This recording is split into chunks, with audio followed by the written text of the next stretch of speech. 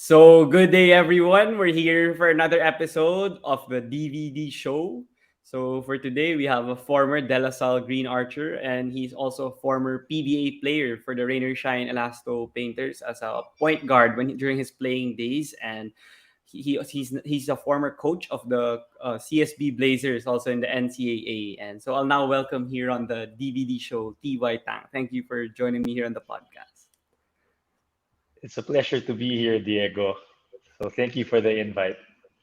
Yeah, of course, anytime. But yeah, since now it's our first time to meet and have a conversation, I want to ask first, how have you been doing? Like, I saw on your Instagram that you've been with your family the past like months. That's why during Holy Week break, you guys went out. So how's life been like for you?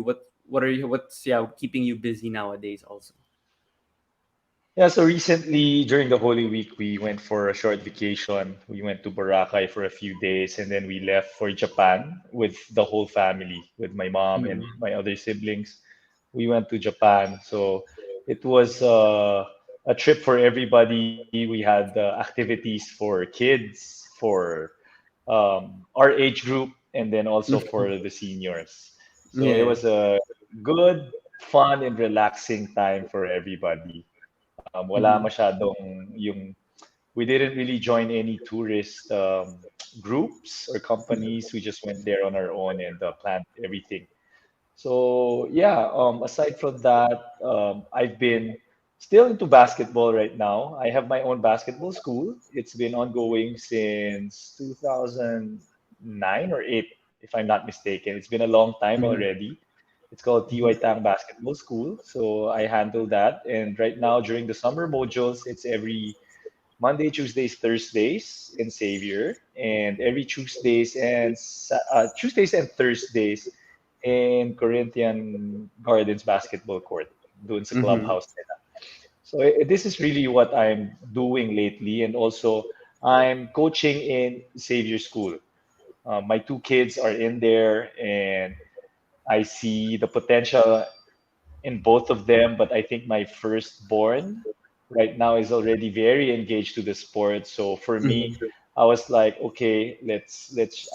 I just want to be a part of their grown-up years, if I can Mm-hmm. call it that. So I just want to be able to Yeah. see, guide them through, and be with them the whole time, and hoping that we just embrace and enjoy that process or that journey as a family, as a father and him as a son. Hopefully not as a son of a basketball player, kasi baka ma-pressure. So I just wanna let him enjoy. I guide them through that the process. Sometimes they're very how do I say this? They're very immature today in terms of their emotions and in terms of their I would say thought process. There's still the kid in them. They're 11 and 8, by the way, Oh yeah, grade there. 6 Yeah. and grade 3. Yeah. So very, very young pa when it comes to um, understanding everything. But I'm just enjoying the whole process, being with them, trying to guide them through. There's their coaches anyways, diba? So for me, it's just about having fun, being in the moment as a father to them. Um, not really much as a, I would say, not really much as a mentor in terms of trying to cage them into what I want them to be. I want them to have their own Mm-hmm. um, growth and developmental in terms of understanding the game. So yeah, yan mostly yung everyday ko. It's still into coaching. Either in Xavier or in Corinthian Gardens. Right now, Mm-hmm. dyan yung most of my, how do I say this, my daily grind. Yeah. Mm-hmm. Yeah. When you mentioned also that your sons do play basketball, are you like coaching them individually, or are you coaching also in Xavier, like the varsity team?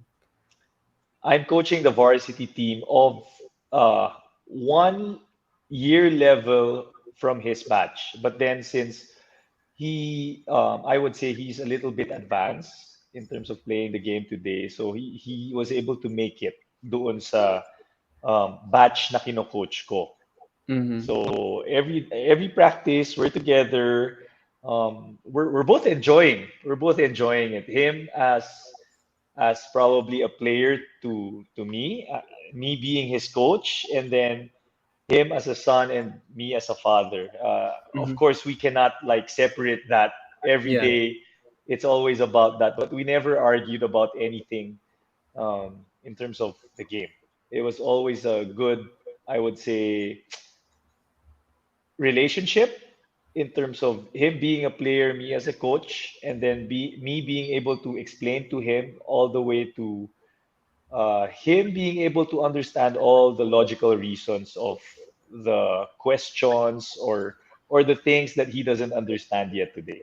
I'm very patient with it. So don't think of me as that kind of coach who, would always give tough love to people. I'm always the other way around.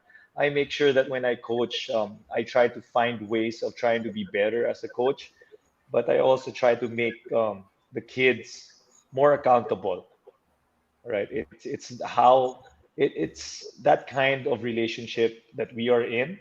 I make them try to understand that it's all about accountability. If you want to get better, it's up to you. 50% is up to you. 50% is me guiding you through, but it will never me always trying to push you that hard, right? You're accountable for your own growth. You're accountable for your self improvement. And so, um, if you want to be able to get better every single day, it means you're going to work hard every single day. So all I do Mm-hmm. is remind them of that, but I'm not really the person. I never get mad at anybody. I never Mm-hmm. shout in practice anymore, even in games, even in games. And I feel that's the reason why um, the kids are more engaged in terms of what we're doing, and they get to understand more. And it's part of communicating. I feel when they are scared, when they are shy, they veer away from asking questions, and I don't like that. I want them to keep their curiosities alive. Mm-hmm. Always ask and always clarify things so that we're in the same channel in terms of growing together. Yeah, that's a great philosophy that you show also, and of course, it's not easy like dealing with these kids. Like I hear JJ Redick. I'm not sure if you know of him, like from the NBA. Like he doesn't play anymore, right? He's retired, and he teaches also like his son, and I think he coaches his son and like the school that he's playing in. And it's difficult because yeah, of course he's NBA and then the caliber of the people like younger, it's hard to adjust. So how, like for you, like be like since your son is there, I mean, for others like they might think na baka my favoritism or yun nga, like for your son, like you said that the dynamic is terrific now with you and him. Like how do you like adjust that also, like pretend like he continues to play until high school and then like college? Like what if, I mean, like what if he still plays high school and then like you're still the coach and savior? Like how do you like plan to do that, like so that the team's still the same even if it's difficult, like Coach Norman Black, Coach Aaron Black, something like that? Yeah, that's a great question. I don't have like a concrete answer to that today because Yeah. I think I'd rather take it a day at a time. I wouldn't say that I'll be his coach the whole process. I would say maybe Mm-hmm. now I am, but who knows? Maybe the year after or the next few years, it's gonna be another coach when he moves into high school, right? Mm-hmm. But one thing's for sure. There's a lot of different coaches who have different coaching philosophies, and I'd like him to try that out, make him experience that, hey, I get to learn with different coaches, not only with my dad or my dad as my coach. There's always something to learn with somebody, and I'm very much a believer of that because I grew up having different coaches in life, and I've got different kinds of perspective on every coach that I had.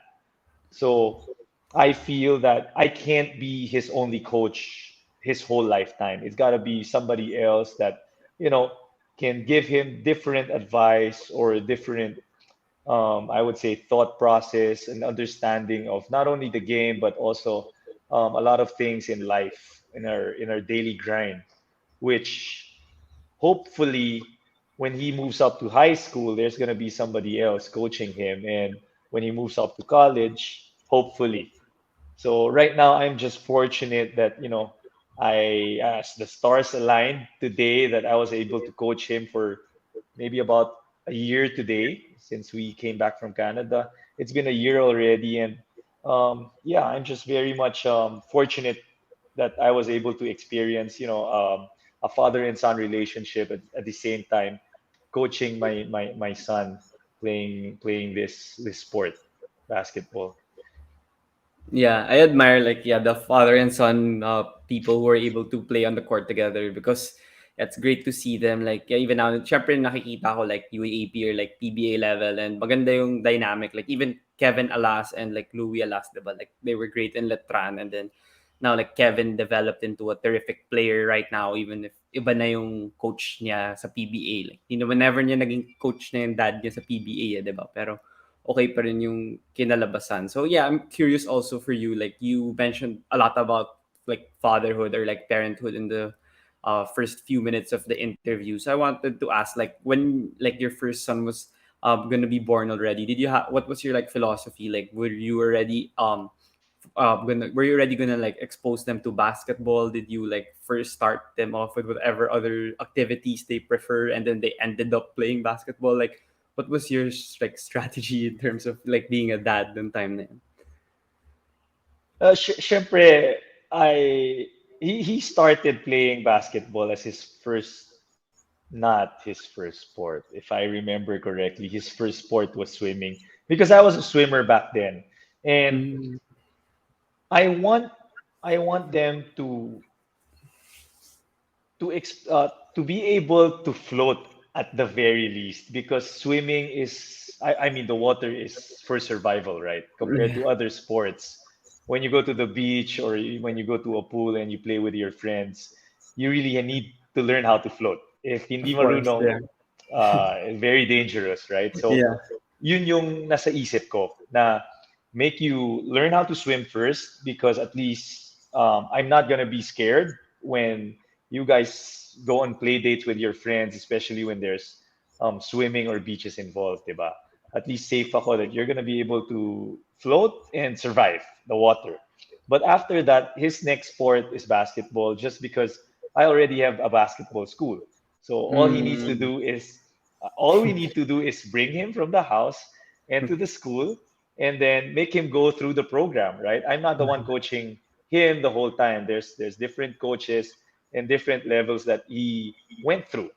Just like my 8-year-old kid today, ganun din yung process that I'm not really the coach. So as much as possible, early on in their basketball careers, hindi ako yung nagtuturo sa kanila. I Mhm. want them to experience different coaches, but then if I see certain corrections that have to be made, I try to ask the different coaches to help and guide them through. So I Mhm. kind of like whisper to the other coaches, hey coach, baka pwede mong ayusin to or ayusin to Yeah, yeah. for me. Yeah, Mm. mas madali that way. At least it didn't like um, have any conflicts with our relationship at home at the start.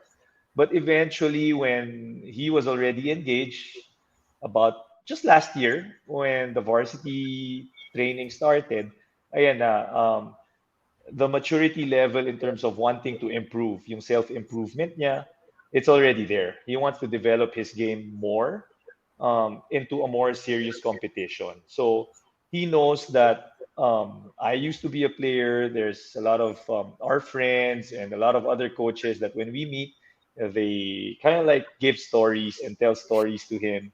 Na your dad is this, blah blah blah blah blah. So I think from there, he was able to understand that I can trust my dad in terms of helping me and guiding me understanding the game better.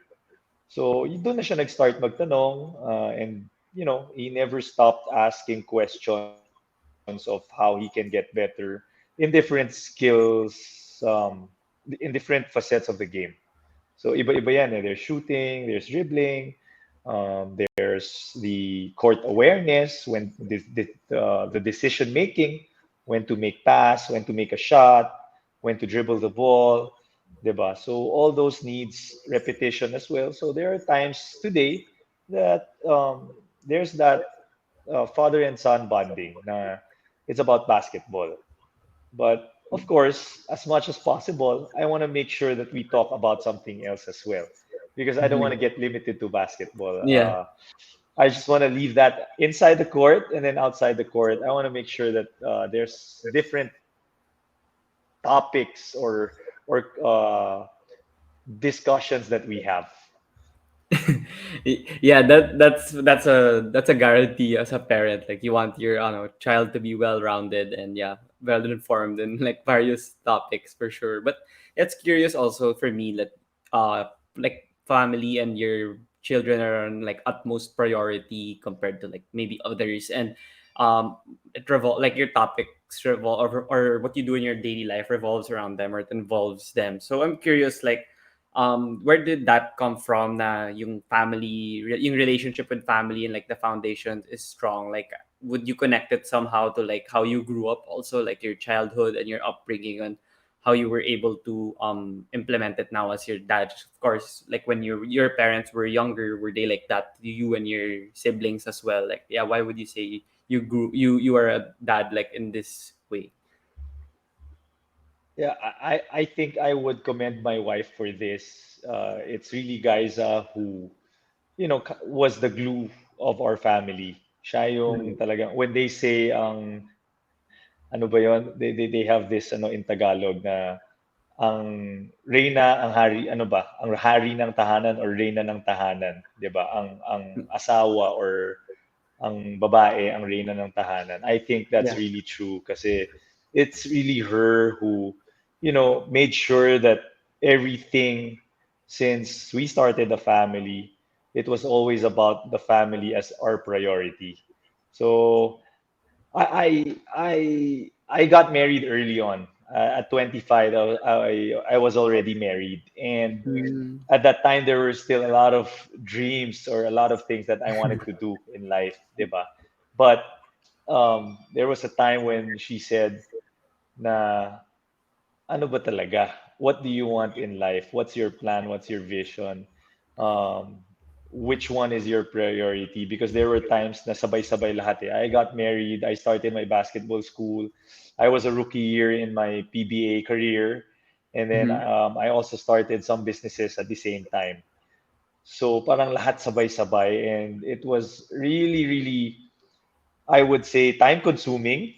But at that time, I also had a lot of energy. So kaya pa. But when our firstborn, Tyrese, started, slowly um, growing into his toddler years, yan na.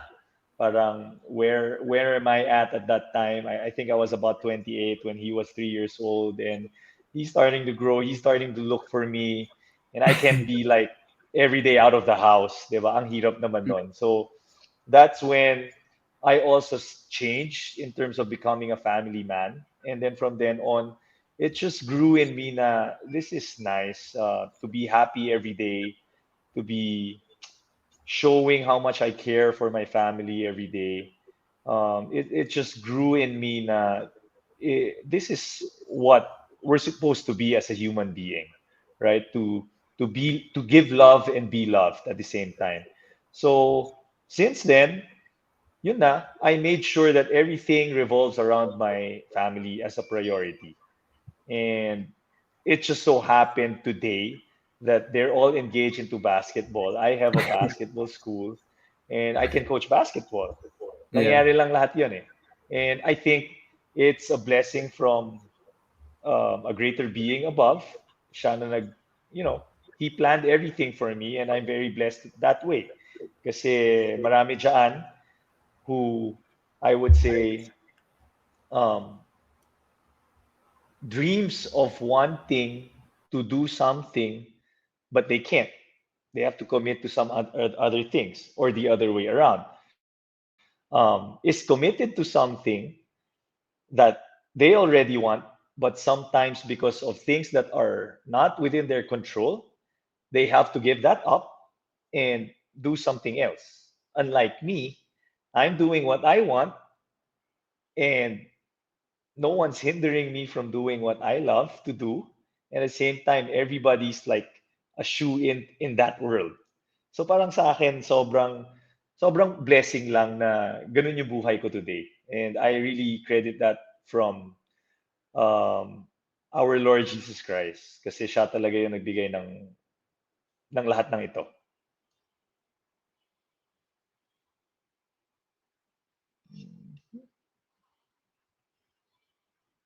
Yeah, Diego, are you still there? I think I kind of lost you. Oh, hello. Oh yeah, you're there. Yeah. Sorry. Okay. Okay, I was gonna message palagi because I don't know what happened. I think my Wi-Fi You're back. disappeared for a minute. Okay. Yeah, I think Right. you could continue because you said na ano, parang you were blessed with the blessings from God, something, and then I'll just cut it, Yeah. and then you can continue. Yeah. Yeah. And right now it's kind of like a family affair for us. I watch their games during the weekend. Sometimes I coach his game during the weekends, during weekdays after school or during summertime right now. I'm with them from the house to the court back home. And it's kind of like a family affair already. And that's something that not everybody has today. And it's something that I would say it is my treasure today. And I would not in any way trade that. Mhm. Kasi masaya lang eh. I'm living a happy life, a very, very contented life. But at the same time, um, I revolve my time and my world around my family. Yeah, that's something that the guests or like sorry, the listeners or the audience must hear from you because yeah, some people maybe they spend their time with others and then sometimes they forget to like go out with their family. So I think that's very important, especially now in the world today. But yeah, I wanted to delve now deeper into you, like you before you became a family man. So that means like your basketball career and how people know you as a LaSalle Green Archer and a Rainer Shine Elasto Painter point guard. So yeah, to start things off from that juncture of your life, like I wanted to ask like how did you start playing basketball, or was basketball also like your first sport or your first activity, or is it like similar to your son that they did swimming first or something else? And how did your basketball career actually start becoming serious? I started basketball at maybe age 7. I learned I was enrolled in Milo Best by my parents with together with my brother. My brother was playing in the varsity team already at that time, and so that's my first engagement to the sport at 7. But I was still a swimmer back then. And so I had more days practicing swimming more than playing basketball. I think, if I'm not mistaken, my basketball is only every Saturdays. So since Mm, then, I was already introduced to the sport. Pag meron breaks during our swimming or before or after our swimming classes, there are some other kids who also play. So I tried to, join and play with them. I felt that basketball was really complementary to my swimming because swimming is an individual sport. I learned a lot of self-discipline, a lot of patience, and a lot of, how do I say this? A lot of competitive spirit from within because nobody mhm. would like push you more than yourself in swimming, especially when you're already under the water, diba? If you want to win Yes, and race for the gold medal, then you just have to motivate your own uh, at that point in time, right? When you're swimming and you see your left and right, they're closer to you or they're taking a lead, you got to make sure that, you have that drive to push yourself from within to be able to win the race. Unlike in basketball, it's more fun. It's more exciting. It's more fun. There's a lot more things that you can do. you share the ball, you can communicate with people, you play against some other kids, Mm-hmm. diba? Some other who are better, some other who are still just learning the game, and that in a way gives you leverage or sometimes gives you um, some curiosity about yourself or doubts. If Mm-hmm. can I be can I be as good as him, or I think I'm better than him, diba? So those things are things that I realized back then when I was still swimming. Na this sport can also give me something in a different angle or in a different light, and I like that. That's when I started playing basketball, and it got to a serious note when I tried out and was able to make the varsity. From then, I was leaning towards shifting to basketball, except that I have a lot of restraints from my parents. Because at that time, Ah, I okay. was already a very competitive swimmer. Um, Okay. I had so many gold medals early on. I had a Philippine record at 6 and under. So my path in swimming is already going to SEA Games and so on and Yeah. so forth. Papunta na rin doon. But yun nga, I think I was immature at that time as a kid. I didn't really know what a daily grind is. I was a little bit impatient that I just wanted to shift sports because I think I can also make it big here, not knowing what is big. Hindi ko alam ano PBA, hindi ko alam anong UAAP, NCAA at that time. I just want to play it because I think I'm enjoying it, I'm having fun, but at the same time, I'm being able to do the things that are asked of me to do. So I really had the confidence to play the game early on. It's just that I was small. That's why siguro walang tiwala maybe people at that time if I will be able to develop my game to who I was when I got to college or when I got to the PBA. So that's how I started my basketball career. And then eventually I got into the varsity team, and then dun na, I got more serious about learning the game, understanding it. And so I was thrown into different coaches. I was submerged to the different experiences at that time na kung may basketball camp dito or merong coach na darating from the States or from wherever that is very knowledgeable. My dad and my family would always support me. Na, okay, you go there, you try to get a different, perspective or a different advice coming from different coaches. That's going to help you out. And that's where I am at right now, trying to support my son as well. But going back, yun nga, when I was young, what I know is that I'm small. I was not the tallest in the batch, not even average, I would say, of the batch, but I was one of the fastest. So Mm. that's where I lean towards to when it comes to my strength playing basketball.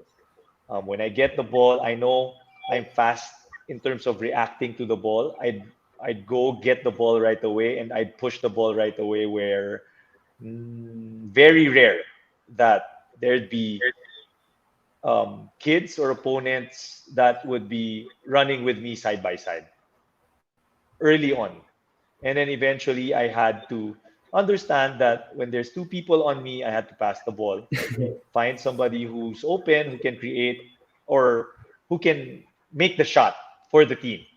So that's when I started learning different roles and being able to understand what part of my game do I really need to work on. Is it shooting? Is it dribbling? Is it decision making? And how I'd be able to contribute and put value to to the game or to our team so that our team can win the game. And then from then, my leadership was honed because I have no choice. I'm the point guard. I have to communicate with everybody else. This is going to be the play. This is what we're going to do. This is how we're going to play defense. And if you're not if you're slacking, if you're not doing your role, I gotta be able to be in your face, nagging you and trying to make sure you're doing the right thing so that we can win the game. One thing is for sure, I believe that early on, I know that I had the competitive spirit or the competitive nature in me. So whether it's self-driven or somebody else pushes me, I'm very motivated to win in whichever way. I mean, in basketball sense or in swimming, in an individual sport per se. So yeah, yun yung mga nag-drive sa akin to how I was able to become, I would say, a recruit for college, a future recruit for college. At that time, high school, I didn't know about. I knew about UAAP. I was watching UAAP when I was grade three, grade four, and I was cheering for Ateneo back then. But I never knew UAAP. I was just watching with my dad, with my Yeah. family. Kasi that's I guess I was free riding at that time.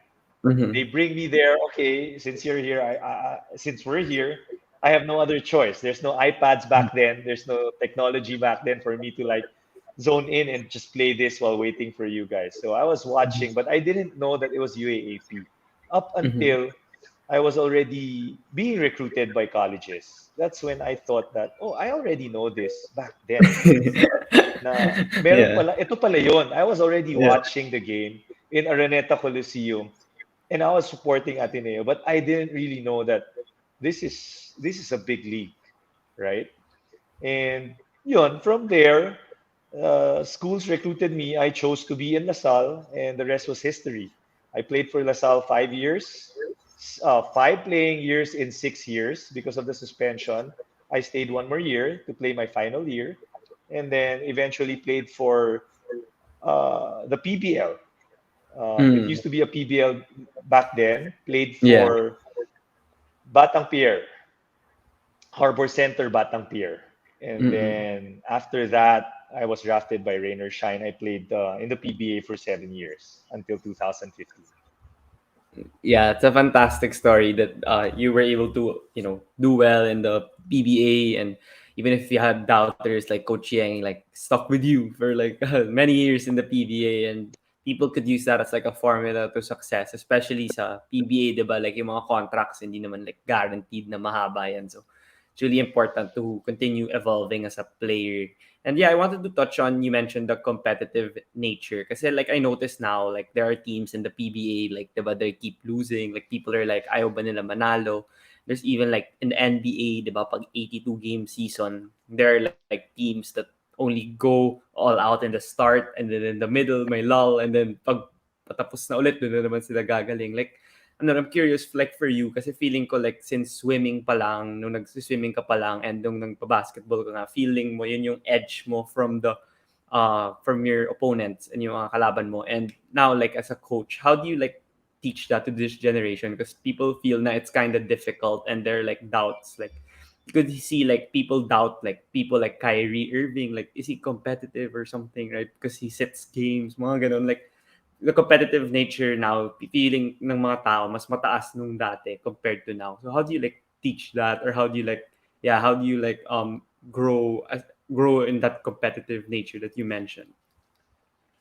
I think it's always nice to have a balance. It can't be always just um, hard work and it equates to winning. I believe you also need to have smarts, but sometimes trying to outsmart the other team or trying to outsmart the situation doesn't really give you anything, right? So the balance of working hard, motivating yourself to push and drive you to achieving something is really important. I think that matters to me, whether it's on an individual aspect or a team aspect.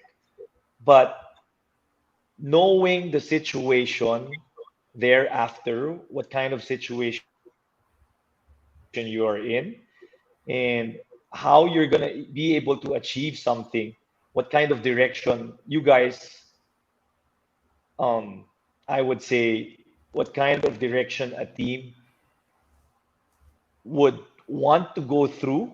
to be able to get wherever they want is very important to be clear at the very beginning because it needs a buy-in. Whether you're an individual playing an individual sport or an individual playing in a team sport, it needs a complete buy-in of yourself or of yourself to your team. Because especially in a team, it needs to be everybody working together. Hindi pwedeng isa lang eh. Mahirap siya. Sa tennis, sa golf, sa swimming, you only blame yourself if you don't achieve anything. You can't blame Mhm. anybody else, right? But in a team, it's different. Of course, you don't want to blame each other, but you want to make sure that you did your best and what was asked of you during the time being that you were needed, or whatever value or contribution is needed from you for your team. And you are also dependent on somebody else to make sure that they're doing the right thing or the role that they need to do so that it adds value in terms of the bigger picture or outcome of your team. So again, it can't be just hard work today. Unlike before, it used to be I just do this every day, the daily grind, blah blah blah, and eventually. I don't think so. That's always the case. You may be able to get that. There's a big probability or a big chance that you're gonna get there, but um, it needs also smart work, a balance of smart work, a good planning, a good strategy to get to how you're going to be able to do it and achieve something is very important. And that matters to me. So right now, it's really being able to make sure that when you approach something, it's a bit holistic rather than just a bit linear, like doing one thing, and if I just do this thing, for sure I'm gonna get there. Mhm. That does not apply, I believe, at least to my personal philosophy. It doesn't apply today anymore. Madali dati, everything is general because I think um, it's like, for example, our parents or their generation back then, they can always just get one product, import it here, and then just sell out. Okay na Yeah. yun eh. And they're gonna be able to live with that, right? But in today's world, hindi na pwede yun eh. There's just Mhm. so many, how do I say this? Everything branched out already. Even Mhm. college programs, education programs. 'Di ba? Parang lahat ng sector may kanya-kanyang specialty na. And we Mhm. gotta be able to adapt to that, I would say, and be able to find and figure out ways on how we can um, be smarter in our approach and be more deliberate in our planning so that we'd be able to achieve and be successful in whatever endeavor we are in. It doesn't need to be basketball. Yeah, that's an excellent insight that you shared because yeah, I also heard from Simon Enciso, the point guard of San Miguel. I interviewed him recently. Na he said that before when he was younger, he'd say to himself like, "Oh, I need to make like 1,000 shots every day."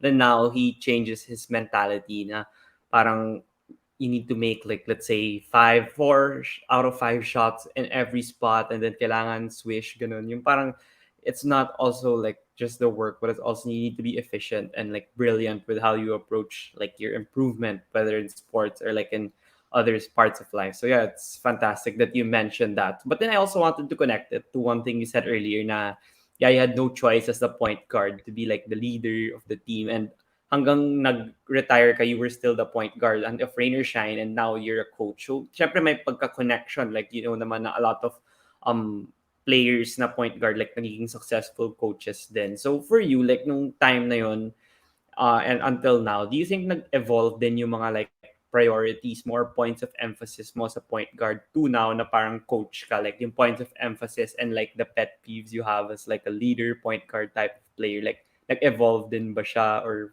how has it been like ever since you started playing till now? That's a great question because it's very debatable today. Before it used to be a designated position. Eh. At Mm. least I was still part of that era. I was in a bit in a transition, pero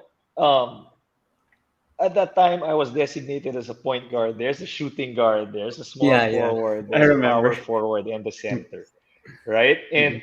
Yeah. there are times where in a point guard you just bring down the ball, you call the plays, you call the shots, but you don't really shoot. Diba? You let Yeah. other people shoot the ball.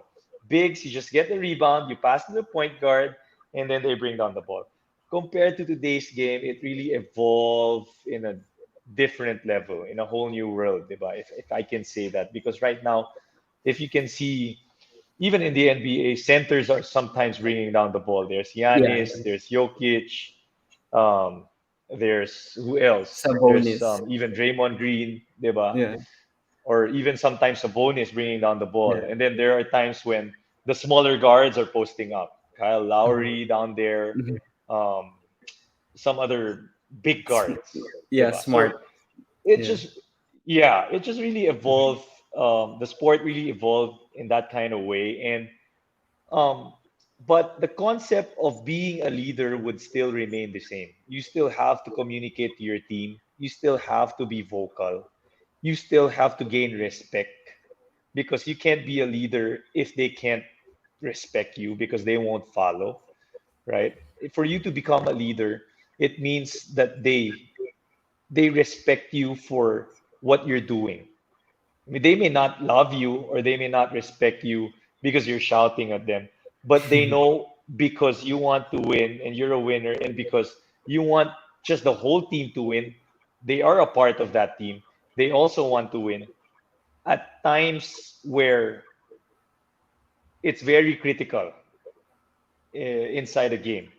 They'd, they'd listen and they'd follow because they know that um, it's better that we are in the same page or in the same direction rather than I have things of my own, you have things of your own. It's going to be harder that way. I think every basketball player would understand that, not only basketball, but any team sport. But every player in a team sport would understand that. And yeah, I think the concept of being a leader remains the same. Hindi siya mawawala.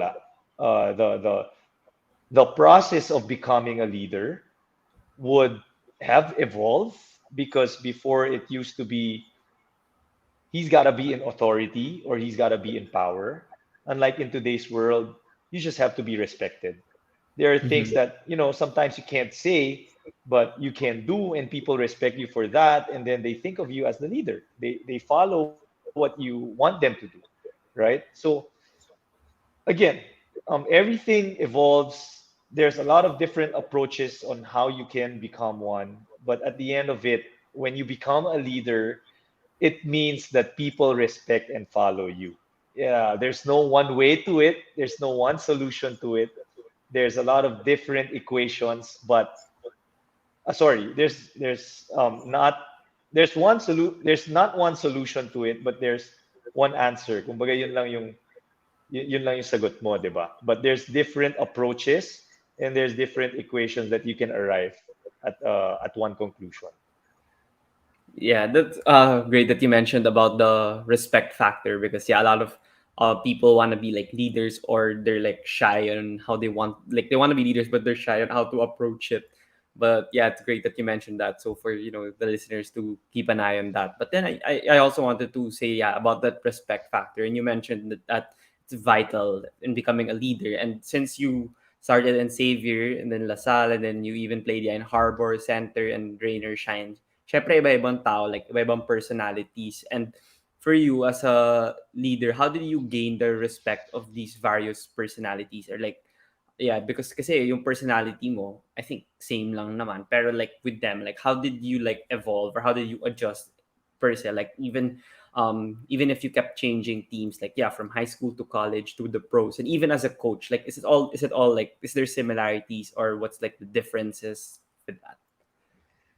I think for me, I would say it was good that I have a clean reputation. I mean, my character wise, uh, I'm very disciplined with myself. I think I got this from swimming early on in my childhood years, that I'm very much um, a routine person.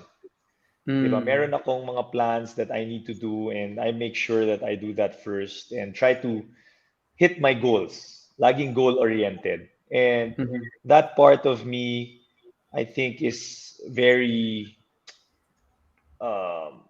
obvious na people when they see me they know that I'm very goal oriented. I don't stop doing something. I'm very patient and I'm very hardworking, you can say. I'm very persevering.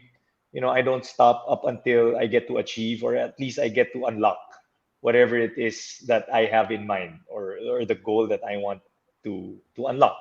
So when people see me that way, at least when there's something that we want to achieve, I try to explain to them, like on a step by step process, what we want to do, how we want to make it happen, and what kind of results we wanna see when we do these things correctly. And in the middle, if there's some adjustments need to be made, then we adjust and then we try to hit the same goals. So from there, I think they allow me to lead because some others just have more vision, some others are not routinary, some others are, it's just the kind of person, diba? And it just so happened that I'm this kind of person at the start. And then second, I mean, I'm not as big, so I can't really bully people. So I'm more nice and more kind to people in a way. I guess they love Yeah. that, and they all kind of like I charmed myself for them to follow me in a way. So it just so happened that way. But it's different as a player with my teammates and different approach now as a coach. Iba siya, hindi siya pareho. I can't like do everything the same way as a player for me to be able to motivate my teammates and do the same thing right now and motivate my players. Diba? Hindi siya one and the same. As a coach, I need to use a different kind of approach to be able to make my players, especially my players are like young ones right now. Even when I was coaching in CSB, because college players, especially high school, elementary players, they're still not. They still have not molded into their own identities. Hindi Mhm. pa talaga nila kilala sarili nila. They're still trying to explore themselves. They haven't really experienced what the world outside school is, 'di ba? So there's still so much exploration happening, and it's very important that you go down their level, be in their world, and try to explain things where they can understand. It's hard if, as a player, and explain things with my teammates wherein we're in the same world. Kayang-kaya ko makipag-usap sa kanila and they can understand where I'm coming from, vice versa, the same way. But this time around, I'm from another world. I gotta be able to go down to their world and then, okay, I'll use these analogies because I think you can understand. Like for example, when I Yeah. explain to kids, hey, what do you do when you play Roblox? When it's Mhm. game over, you restart and then you play again. Even if you fail, you play again, you play again, you play again. So it's the same way when we play basketball. You can't dribble, you lose the ball, you get back you go to the ball, you get back, you grab the ball and you go back to your position and start dribbling again. Diba? It's a restart for you. Same thing with your shooting and same thing with, everything else that I try to explain to them. That way it's easier for me and him, that person or, the kids to understand na, yeah, right. Diba? I play what? 6 hours in the house Mhm. gaming. So when I explained it over time, if you play 6 hours with a basketball, you're gonna be as an expert as how you are playing with your whatever game you're playing in the house. Yeah. Diba? So that way they get to understand that part. That it's also a skill. And over time, if you keep repeating that skill, you're really gonna get better. Mhm. That's smart on how you're able to use analogies in order to communicate better with them, because I feel that if you're able, yeah, to put yourself in their world, like mas mabilis nila maiintindihan yung gusto mong ma-point across to them talaga. Like compared to if Yeah, you I just think say the it hardest part in is talk. really communication. That's the Mm-mm. hardest part. Once you are able to communicate with them, then everything else would be easier. Yeah, that's true. Especially yeah, with how their like interests and their like approach in life is very different like compared to what you're used to like now already. But then also like since you're of course from LaSalle and I'm from LaSalle and we can't like end of course the episode or not without talking about your stint in LaSalle. And yeah, you talked about like yeah, starting and restarting and of course Xavier, but like they're a great basketball program like known na like even us nung Southridge kami, like we never beat Xavier in any league kasi nga ang lalakas ng team nila.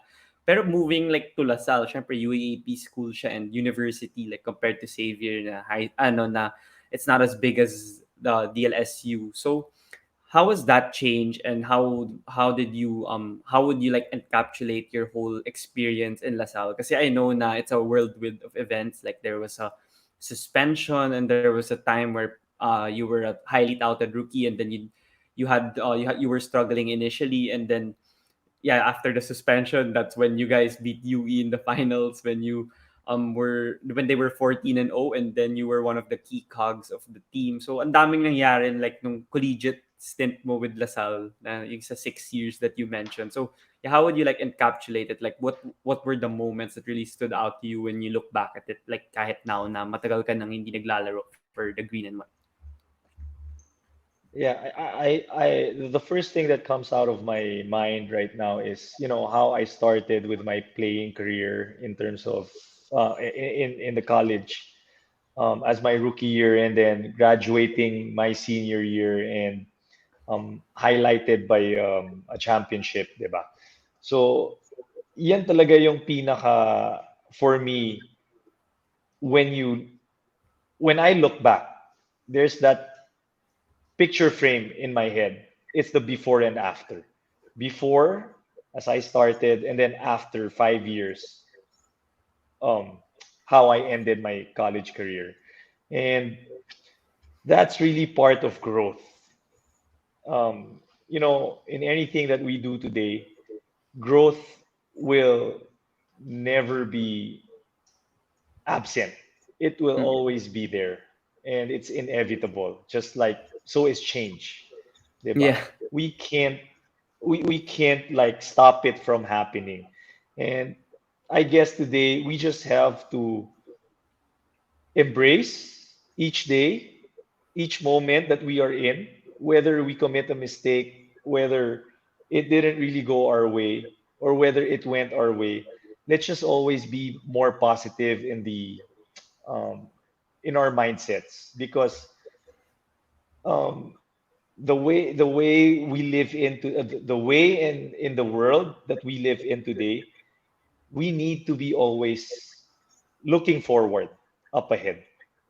We can't stop. Like for example, right now with the pandemic, we can't stop. If our lives stop, um, at that point in time, ang hirap. All the more it's gonna be hard. And those are Yeah. some realizations that probably I had during the pandemic, diba?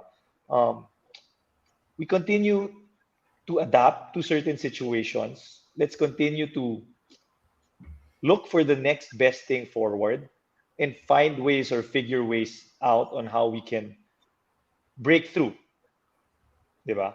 Um, all these things, like right now, we're talking over, how do I say, over a computer.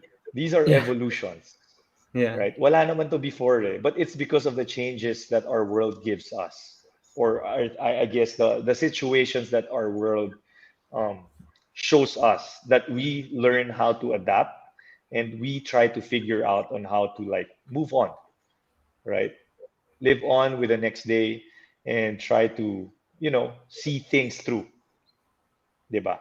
So, yan yung pinaka-importante. I think when I look back, that's the biggest learning or the biggest realization for me in my LaSalle days. Na um, at the start, I was that young kid, who didn't really know what to do, how to adjust, how to adapt, and I was just like stuck. are stuck there. Anong gagawin ko? Hindi ko alam. And eventually, I had to like figure ways on how I can move forward. What's gonna be the next day? What's gonna be the next day, the next week, the next month, the next year for me? I gotta be able to see that through. And one of those days, if you just continue on working hard, you don't settle, you don't give up, good things will come. Diba? And eventually, I think I was able to um, achieve um, during my senior year to be able to win a championship, graduate, move on. And just because of that, being able to show also the kind of basketball player I was back then during my last year in LaSalle, that was the part wherein I believe I was established. I mean, TY Tang was established. That's when I would say Harbor Center at that time had interest in me. Rain or Shine at that time had interest in me, or maybe some other opportunities or doors that opened up at that time. My basketball school. I don't think my basketball school would open up this way if I didn't pursue basketball in my college days, right? Or if I Mhm. didn't really achieve anything. So all that was because of being able to adapt, being able to, take the grit and grind of every day, find ways and figure ways out of living the next day, making sure that you push your best foot forward and being able to achieve your goals or reach your goals. Yeah, that's something really immense that you learned from LaSalle. I didn't expect really like deep answer. So it's yeah, I was listening real thoroughly to what you said because it's great that you even like related it to like what's happening now in the world. So yeah, that's really good for LaSalle, I guess, that you really learned a lot from your stint, whether it's from the school or from the varsity team or a combination of both. But then yeah, I wanted to touch on that uh team or the roster that you had because yeah, you had guys like JV Casio and Rico Meyerhofer and like yeah, Coach Franz Pumaren and people know you like you're like the four main cogs of the team that beat UE. So I wanted to ask like what stood out from that team and why you guys won the championship because people would say na record wise you weren't the champion like initially because yeah UE was undefeated and they only lost like what 2 to 3 games the whole season.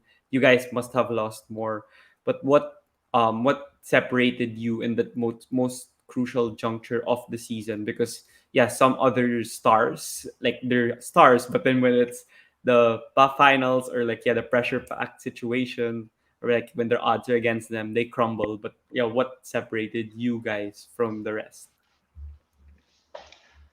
There's only one word to that. I think it's just experience. It's really pure experience. If you come to think of it, years before 2007, we've been in the finals or in the playoffs every year. We've been Mm-hmm. we've been in the final four every year. I've played three times in the finals, and then tama ba? 2002, 4, 2005, 2007. So I played 4 years in the finals, and I played once in a final four. Mm-hmm. Same goes with JV, with Cholo, with Rico, and some of the other players. And if you come Mm-hmm. to think of it, that's the reason why there is a playoff. It's because at that point in time, everything else is out of the picture. Yeah. Your record of winning so and so, being undefeated, they're all out of the picture. And it's now boiling down to what? The next few games or the next one game. It's always like that. And that's where pressure packed moments, just like you mentioned earlier, really, really, really comes alive. It's hard to close out and play those games just because, not only because people are watching you, but because everything's on the line right now. Diba? Mm-hmm. Tapos na yung regular season. yeah, you're number one there, but you don't get anything. You don't get the trophy. You don't get the victory. You don't get the championship. That's just like for ranks. Mm-hmm. Diba? Rank in season lang tayo. And right now, yeah, you're number one. But playing in the finals or playing in a playoff match, I don't think any one of them over there, including their coaches, compared to ours, which was Coach Mm-hmm. France back then, was used to playing in this in those kinds of moments. And before even before even playing against them in the finals, which I know that our I would say our community had doubts of us winning because after the 5 games that we played against Ateneo, maybe na feel na ng community natin at that time na oh champion na tayo, okay na kami. 'Di ba? Yeah. Masaya na kami natalo natin Ateneo. We don't care if we win against UE. But Mm-hmm. if you can't, if you've noticed playing game one of that UE finals in 2007, three-fourths were UE, and we're Mm-hmm. only one-fourth of the arena at that time. And Mm-hmm. so, parang pagpasok namin, it's unusual because we know that, from LaSalle, we go inside that arena, Araneta Coliseum. Once we get out of that dugout, run into the big lights of the basketball court, andyan na yung cheer natin eh. You're gonna hear DLSU cheering and you're gonna hear our fans. At that time, after that, when we came out, game one, ang hina, parang wala. So when I look at the crowd, kulang talaga. And I Mm-hmm. guess it was expected for everybody that UE would win. But not within our team. From the, I would say, from our I would say, rookie player all the way to our coaching staff, we know that we have the advantage. This is playoffs.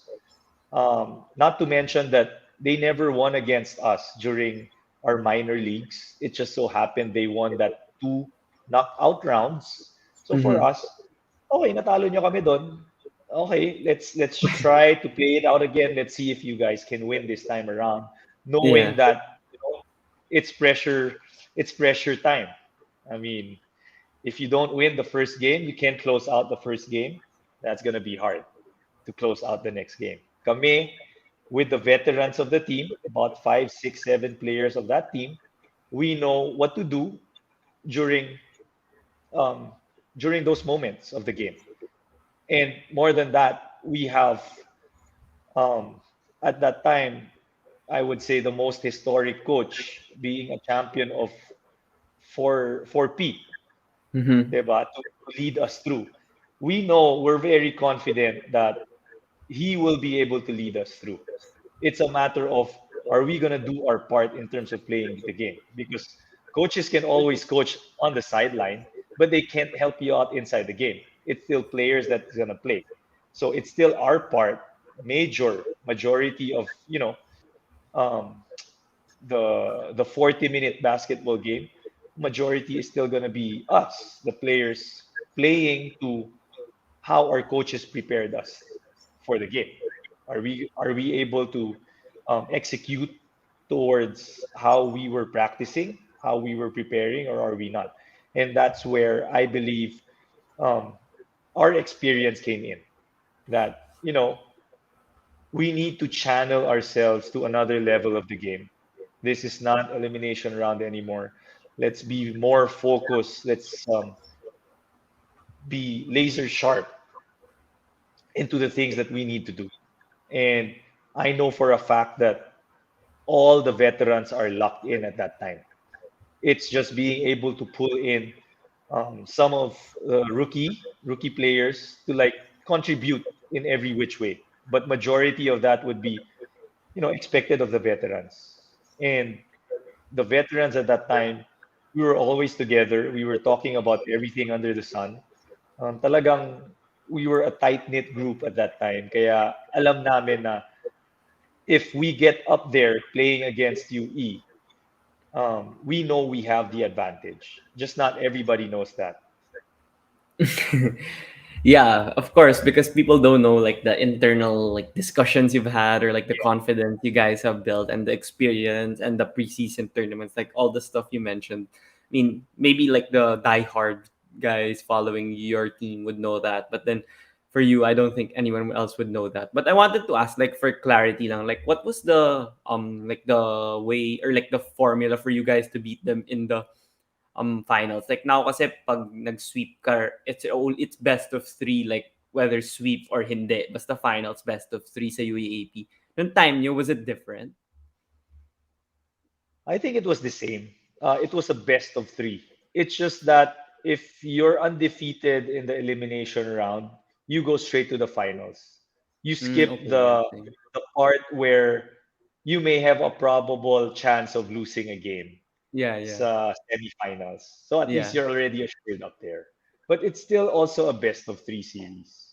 Okay. Yeah. Because yeah, people just might not be sure because I medyo magulo yung step ladder format. Alam ko like they kept changing it over the years. Eh. So yeah, at least now it's like clear to the people that that was also the format and you still beat them in yeah, like how many games? Two games ba? Like you swept them Two in the games, finals. yeah.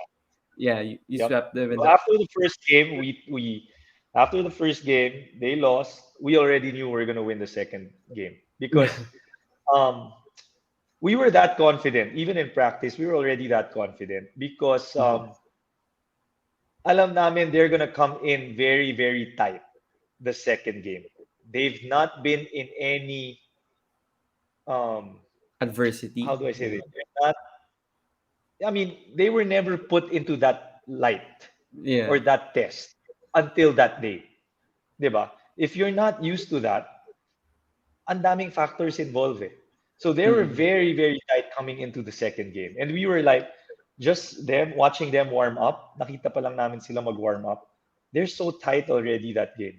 Yeah. So parang sa amin, alam na namin ano gagawin talaga namin. And if we just do it the way we plan of executing things, it's gonna be hard. It's gonna take like a lot more effort from them to be able to beat us the second game. 'Di ba? Iba pa rin yung may experience ka of playing in a championship um, match. And when they say when they say teams like Golden State or some other teams having a heart of a champion, you don't like stop and celebrate before the buzzer sounds, finish that game, make Yeah. sure you do all that before you start celebrating. It's really true. It's really true. Mm-hmm. Yeah. That was the first time I saw LaSalle like won the championship that I was like I don't know, like I understood basketball and I was cheering for them and yun lang yung time na finals lang ata yung napanood ko pa noon because I don't really watch like elimination round and I don't really get basketball yet nung time yun because I was only Yeah, you probably seven were years old. still young at that time. Yeah, Seven seven years years old? old. Yeah, yeah. See, if 7 years old, you're already watching the UAAP, that's big. I mean, I Yeah. started watching the UAP, dinadala pa ako ng dad ko noon. I was already 9, 10 years old, Mhm. but I'm not really there to really watch the game. I was just like sitting beside him, di ba? Wala pa Uh, masyadong interest. Mm-hmm. Yeah, yeah. But yeah, I wanted to ask because based from like what I've read, like Coach Franz Pumaren, like he expresses a lot of like praises to you, like when you were under him, like even now, like even if you're not with him anymore, he says like you have the biggest heart and everything. And you mentioned also in like our conversation now na yung the way you lead is also based from like the coaches you've had in the past. Like it's a combination of all the things you've learned. So I wanted to ask, like from Coach France, like what's the specific or the particular like trait or like his approach that really you will really remember, and also some maybe you try to like emulate it in a way, and you try to like teach like the kids or even during your CSB days. Coach Franz kasi is a very life mentor, I would say. He's not just a coach inside the game. He gives you a different dimension in terms of mentoring you and guiding you through outside the court as well. So there's a lot of things that he maybe already experienced or not necessarily he experienced, but he saw coming that he want to give you advice of already. So a lot of things that I learned from coach, and those are very, I would say, unforgettable moments of me as a Mm-hmm. player and him being my coach, diba? But one of those things that I really remember is during my rookie year when, things weren't really going my way. There's a lot of things that I'm doing bad. He'd always tell me that, yeah, there's no other way, but you gotta go through it, 'di ba? Wala naman like tutulong sa'yo dito na when you're dribbling down the ball and there's somebody guarding you and hounding you and he's going to try to steal the ball from you, you can't like ask anything from me out here. I'm from the Yeah. sideline. Yeah. Yeah. Wala na ibang pwedeng tumulong sa'yo dyan except for yourself eh. 'Di ba? So Mm-hmm. you gotta like brave yourself through and be able to break through. Yun lang talaga. Once you are able to break through things or barge through I would say that fear in you, once you're able to go through that, it's gonna be magical after that because you're Mm-hmm. gonna gain more confidence. You're gonna be able to say, I would say, instead of always thinking one step back to protect, you're now more of thinking one step ahead to attack. Diba? Mm-hmm. That makes a whole different complexion of not only how you think, but how you also act. So that's one thing that I've always remembered of coach na walang ibang tutulong sa except for yourself. But you gotta always brave through it. Wag mo nang wala nang maaawa sa at tutulong Yeah. sa para gawin 'yan. 'Di ba? So, might as well. If you're fighting for something, make sure mo na lang buo ka, fight through it. So that's one of them na I've brought into, I've brought into my life today and I share with a lot of kids today as well. Na malaking transformation not only for me but I've seen it through some other kids as well. So, I mean, I've been under Coach Franz for like 6 years. We're still continuing our coach and player relationship today. He still gives me good advice, and we've been, good friends since then till today. Yeah, I could see that also with how he talks about like yeah, your iteration of the Lasal team, parang talagang may relationship pa siya na active with you guys and kaya naman pala like with the way that yung mga teachings and lessons niya na tumatak sa inyo, like it's really great to hear that from you. And also like when you were in college, I want to mention na parang yun nga, you had a really mature mindset compared to other collegiate players na minsan they try to get away with like succeeding through like their skill or their talent pero like not usually having that mature mindset yet. Yung iba sa PBA pa na-build or yung iba nahihirapan na talaga i-build kahit sa PBA. Pero for you, I think that's like one reason on why you had a long career. So like yeah, in the PBA, I wanted to ask you since not everyone's like a star in the team. Like you know na there are stars in college. Like you were like a starting five player, but then you moved into the PBA with Coach Yang and everyone knows na basketball fan na he doesn't have a same like starting five every game. You could play 30 minutes today and then 0 minutes on Friday or something. Like he really has a way to rotate his players. So how would you advise like people or how would you share to people like how longevity was a crucial part of your career? Because there are some na kumare star lang sila or may go-to guy pero like 4 years lang sila sa PBA or 2 years lang sila, then they have trouble adjusting to the role. Pero ikaw, you still flourish or thrive in that role. So, how would you explain to the people and how you did it and maybe how they can also learn from it? It always starts with the mind. So for me, yan talaga yung simula. If your mind tells you otherwise, then that's it. But if your Mm-hmm. mind tells you, figure things out, find ways, we gotta be able to, see things through, 'di ba? So, like for example, for me, yes, at first I was a starter, and then eventually when I got to the pros, there's of course more talented players or athletes that comes along the way, and I have to, accept the fact that if we also want to win and get somewhere, I gotta put in a role or value to my team. And at start, when I was in my rookie year, I was playing more minutes with Coach Kaloy, and then when Coach Yang came in, there's already some other talents or athletes that came in with Coach Yang, di ba? So there was sila um, Paul, sila Jeff, sila Mm-mm. Bo. And so Mm. nagkaroon ng different dynamics yung team namin. And I gotta be able to, again, find ways on how I can contribute. But as an athlete, there's always this saying na if you're an athlete, you gotta be ready all the time. Yeah. You can't just be like, yeah, I'm an athlete. I'm ready for playing a lot of minutes. I can't be ready just to play 5 minutes. No, diba? If if you're playing an individual sport, siguro it's easier for your mindset not to change because again, there's nobody else to blame but yourself pag natalo ka. Diba? Unlike here, there's a lot of other things involved, especially that are not within your control. When your coach will pick you from the bench and make you play, when he's going to pull you out and make somebody else play, are you going to be part of the strategy today or another team strategy? Diba? So you got to be making sure that you're ready to play your part. Now, um, not only that, but you got to also be able to evolve your game.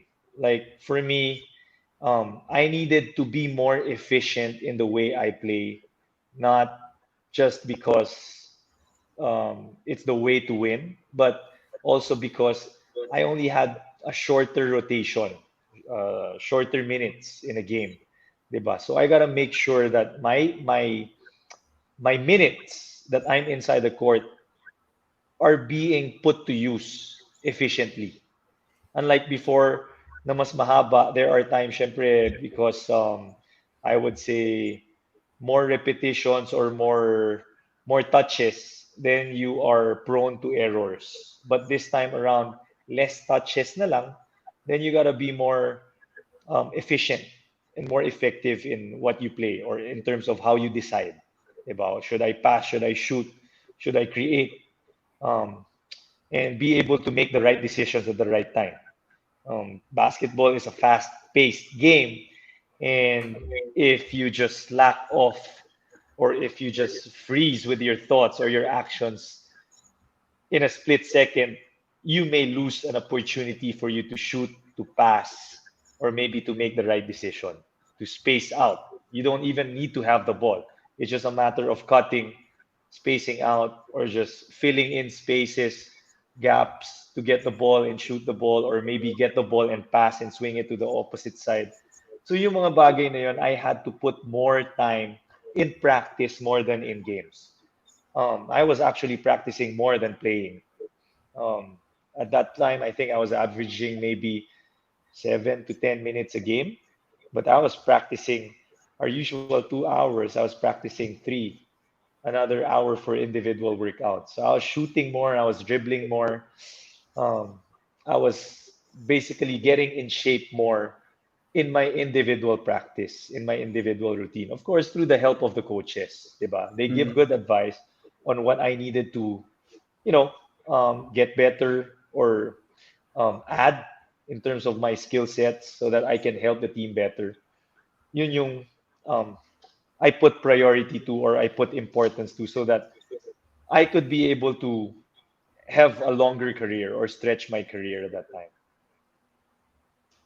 Yeah, that's really something that the people, or like the future players should learn from you, because yeah, there's a lot of like words of wisdom that you shared that they could really emulate, because a lot they want to have the ball, they want to be the star, but then sometimes you really need to also contribute on various facets of the game. And yeah, like you mentioned already, I think Draymond Green earlier, like if you're just a casual fan, you just check the stats.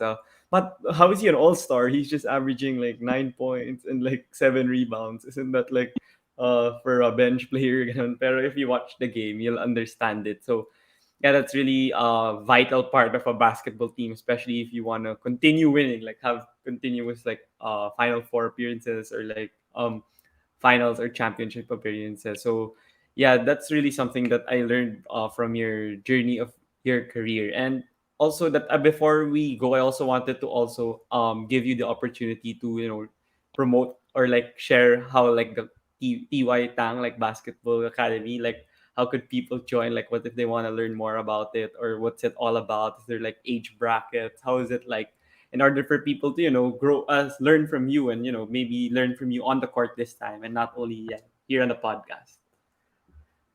Yeah, so I'd like to invite everybody to go and check our IG page or our Facebook page. It's TY Tang Basketball School, just one word, right? We call ourselves a school because we're year round and there's different grade levels, starting from the age of we have a kiddie class starting from the age of 4 all the way till right now, maybe about 15, 16-year-old kids. There's different venues or different locations. There's the Corinthian Gardens basketball cement courts. There's the Xavier School grounds with different school schedules. You can always hit us up, DM us in IG and Facebook. What I can promise you is the coaches over there are very, very engaging. They're very approachable, and we make sure we try to get the fundamentals early on for you guys, for all the beginner level, all the way to advanced level. We try to make sure that there's always fun in learning. We want to make sure that it's always competitive. You guys are gonna not feel bored with holding a basketball, running with a ball, or engaging a basketball with somebody else. And right now, um, everybody needs to move, right? Instead of, kids using the gadgets every single day, be active, be in basketball, be in another sport, but at least, be moving. Movement would help you out in life. It's very healthy. It gives you a lot of benefits. And yeah, I hope to see everybody soon in our basketball school. Yeah, thank you also, Coach Ty, for sharing that. And is there any like chance that you might be coaching also, like in the NCAA or UAAP, or like in the higher levels, like soon? Yeah, well, who knows, right? I mean, coaching is a small community right now here in the country. A lot of them just opens and closes every now and then. Just see, like our school, di ba? Ngayon, it's Bago ng Coach bago. Opex. Last time Yeah, was Coach Derek. And there's yeah. a lot of different movements in other school. So, I also look forward to, coaching in a higher level someday. Who knows, right? But I want to make sure that more than being in a school, coaching a school, it's more of giving impact, giving a difference, and making a difference in people's lives. And I think that's why we are into coaching. We want to make sure that we guide them through not only inside the court, but also outside the court. And I think that has been my purpose and my passion for what, maybe about 10, 15 years today. Me being a coach these little kids.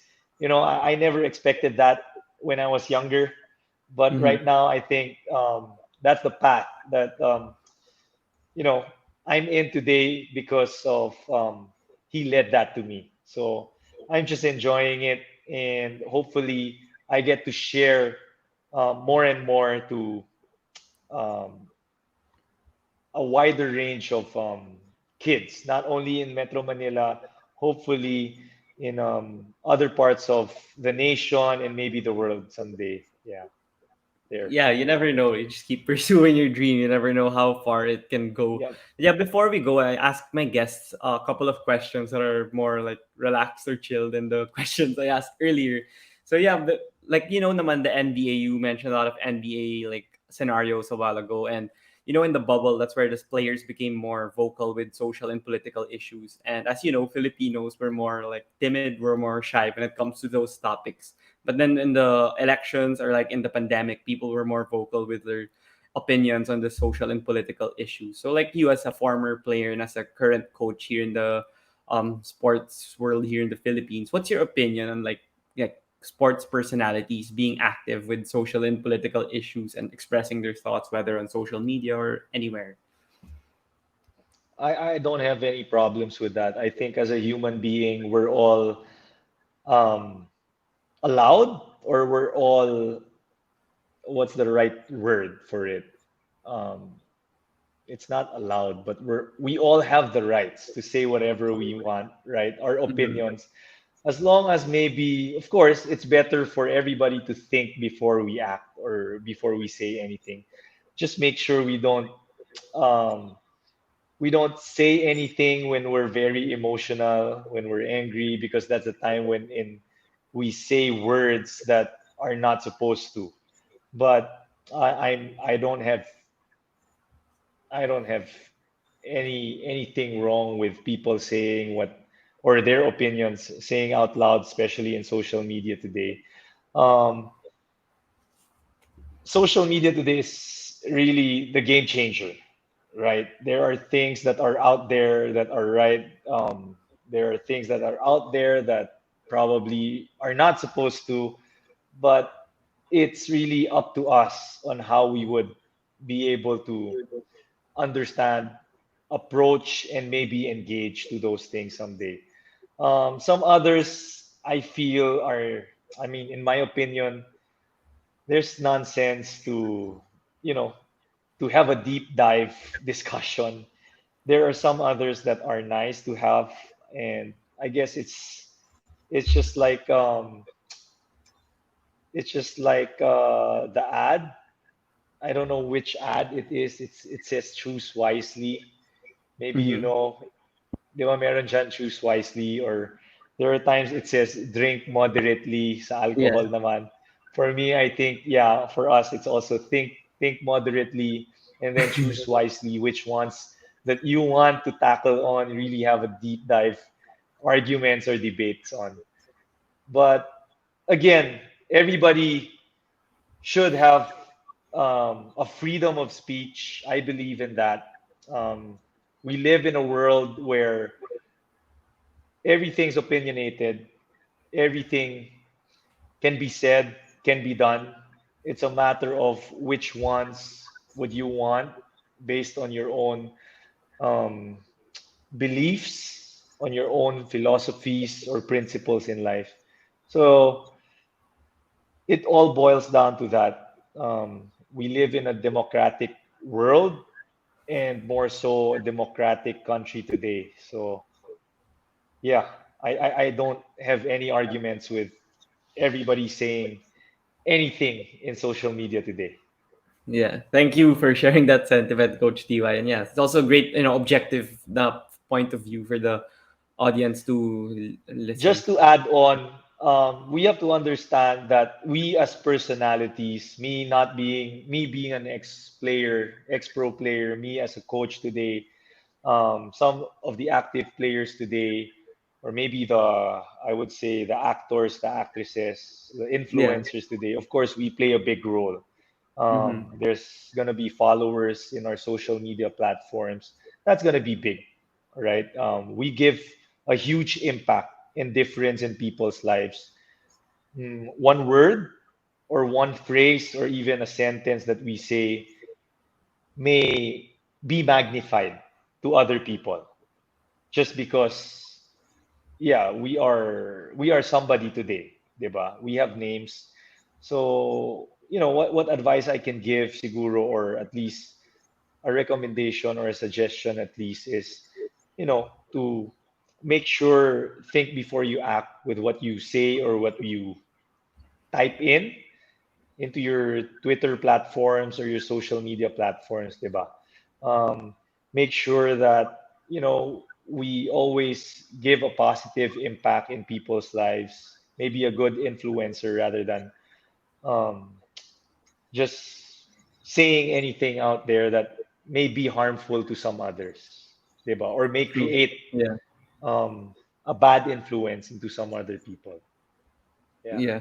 True also, yeah. That's a great na nahabol mo yung perspective na yun. And yeah, people will also add that to their knowledge that they gained from the episode. And yeah, for the last two questions, one of it is if you had the opportunity to have dinner with five people, dead or alive, who would you invite?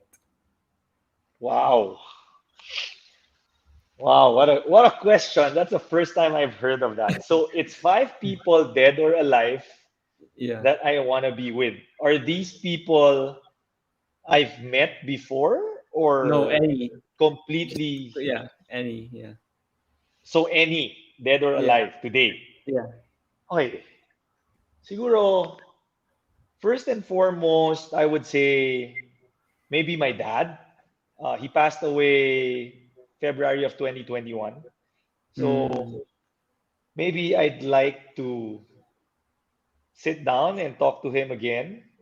Maybe there are things that at that point wasn't clear to me or something that I realized today that I want to make sure and clarify. Kasi sometimes it's always that, di ba? Meron kang curiosity na hindi siya na clear out, baka pwede mong um, makuha yung complete picture so that it can be a closure to you. That's that's um, that's my number one. And then second would be I would say I want to meet and talk personally to my idol. That's Michael Jordan. There's Okay. a Yeah. lot of things that I want to ask in terms of, his thought process or the kind of mindset or the mentality he has. Like, for example, me today, I learn a lot from reading all this Mamba mentality quotes or Mm. his way of thinking, his way of doing things. And I like that. I do that also of Michael, but it's still different when you hear it um, up front and center from Michael Jordan, right? So that's second. Then maybe third, I want to learn also from, I'd say, Martin Luther King Jr. Mm-hmm.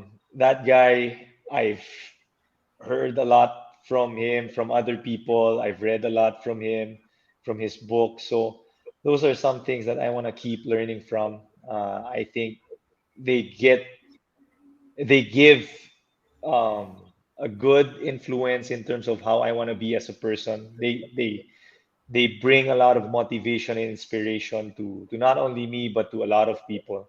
So if they bring me good insights, then I can share those insights with a lot of other people as well.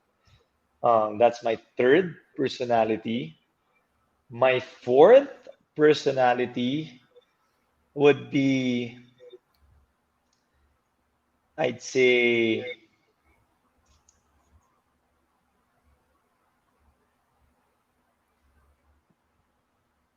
I would say our national hero, Jose Rizal. Yeah. Um, I want to learn more of the Spanish era on how they conquered our nation, and maybe understand more on what happened to our country from then and understand where we are today, right? So there's a lot of history that that the schools have taught us. We have learned throughout our childhood years, but I'm sure coming from him personally, there's a lot more to learn and there's a lot more to understand on how the Philippines became the Philippines today. So that's my fourth. And then my fifth, um, I would say I just want to keep talking to my wife, to my lovely wife. I'm sure I'm sure she'd be listening to this podcast one day or the other. And I just want to make sure that, um, we go we go a long way already. We've been together for 20 years from our college years, but I still want to continue our conversations together. Whether it's our topics are everything under the sun, whether it's our kids, whether it's our future, whatever our vision is, are we doing things the right way? Are we being able to foresee the future? Are we being able to achieve the things that we want to do? What are the things that we want to achieve still? I want to still to continue that with her. because that's what's keeping us alive, I would say, especially me. That's what's keeping me alive, and I'm hoping to have more of that so that I'd be more motivated in life. Um, I'd be more inspired to live every each day with her and with the family, and um, being able to being able to live each day with her is already a blessing. And I would say that being able to converse with her and discuss with her everything under the sun is really not a dream come true per se, but I would say something that would keep the fire burning in terms of how I want to live my life. Diba? So yeah, she's my last. I want to save that for the best for the last. Yeah, There. sobrang sweet nga nung list mo, and it's really awesome that you had an explanation, and like pinag-isipan mo talaga yung mga tao na in-invite mo. Kasi yeah, like some other people, they get stuck like we're just here for a couple of minutes, they don't know who to put, and then they just blurt out whoever they think out about. But then you, it's I admire that you really had like explanations, and it's really also cute that Yeah, you have sayang your like naman eh, 'di ba? wife. If you're giving me five and that's gonna happen, sayang naman, 'di ba? I want to make Yeah. sure that I make that count. That five people, I make that count. Yeah, Yeah. yeah. Yeah, I'm so thankful for that and appreciative of it also. Yeah, but for the final question here, you'll enjoy this also. Since I invite all these guests and all these guests that I have on the podcast through social media or through email. Since I told you earlier before the recording that I want to be like in sports media in the future, but then I don't really have that many like connections or network yet in the industry. So yeah, I just message people. So with that, like, who do you think I should invite here in the podcast for the following episodes that would have a great story to tell, or masarap lang sila makipagkwentuhan about sports, not necessarily limited to basketball only, but then yeah, any sport that you could suggest. Hmm. Okay, let me think. Let me think.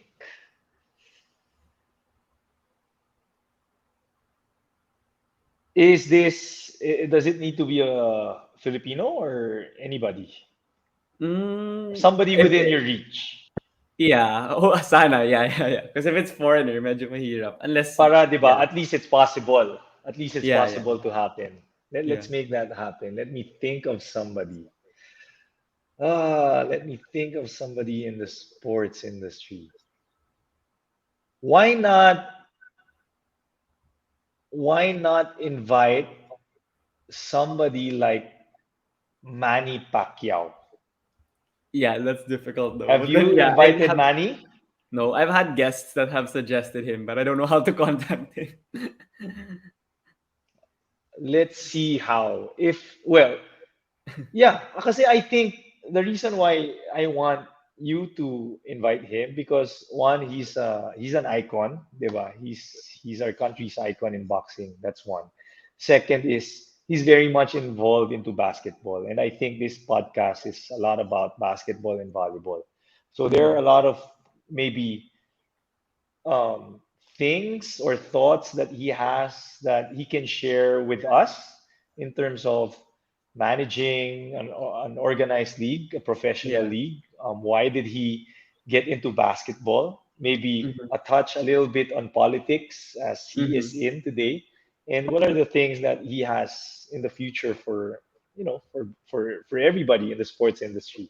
So I think he's that one guy that you can invite into your podcast and guest. But if not him, I would say um,